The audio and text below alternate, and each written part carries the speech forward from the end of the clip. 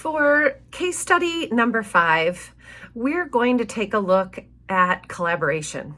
And we'll take a look at collaboration kind of in 2 categories. The first category being professionals and individuals that are part of the team that qualify under related services. That would be kind of everyone involved in the student with a disabilities education, except for maybe the general education teacher and the special education teacher. We're going to look at those other team members for right now and how they interact with those 2 kinds of instructors. We'll save that collaboration, that special kind of collaboration that happens between the gen ed teacher and the special ed teacher for next week. We're going to look at it in kind of 2 different ways. When we consider related services, it is part of IDEA law and part of the federal law that guides special education.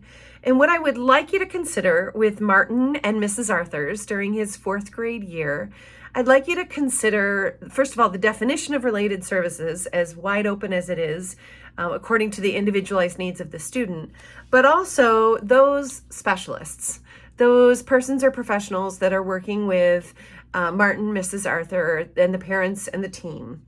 They work with within special education kind of in 3 different ways. Their common roles, as I've gone into depth in the next couple of slides, so feel free to listen to this first and then dive in a little bit deeper when you review the next slides. But those 3 common roles that professionals in related services will take are when you assess and refer students. For Arthur and in 4th grade, that's kind of already established. We know that he's a student with an IEP. He is a student with autism, and he has some very distinct needs. In this case, that part is established, but related services professionals could be part of the ongoing assessment, maybe formative or summative assessment for learning as Martin progresses through his 4th grade year, or even some of that progress monitoring. As you're noticing, he's struggling a little bit when he's new with some behaviors, some social needs, and some academic needs. So those related services could absolutely be part of that progress monitoring or needs-based assessment process.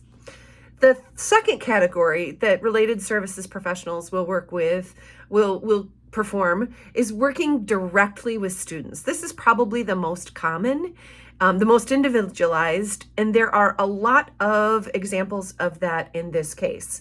Martin works with an occupational therapist or OT, speech and language pathologist, SLP or speech, and a special education teacher. Later on, a paraprofessional comes into play, and we'll talk a little bit more about that as we talk about that direct instructional collaboration between special education staff and general education staff. You have a lot of very specific examples. Martin is really struggling with writing instructionally.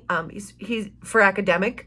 We also know that there are some social, emotional needs when it comes to social skills with his peers, with his instructors, with his behaviors. And then we'll work through some more of those identified needs as we talk about collaboration with related service professionals, but also with instructional, as far as general and special education. The last piece, the last category, the third one, is really important and sometimes what we look past, and it's the focus of our next couple of weeks. Related service professionals need to make sure they're working with and collaborating with parents and other professionals. This is kind of a weak spot here. This is kind of a problem in this case. The summary is maybe not the time to diagnose any problems, but to identify that this is something with these related service professionals that kind of we need to shore up, and we need to help out Mrs. Arthurs in Martin's 4th grade year. We'll get into that a little bit more in the next couple of slides when we talk about roles, more specific roles and perspectives.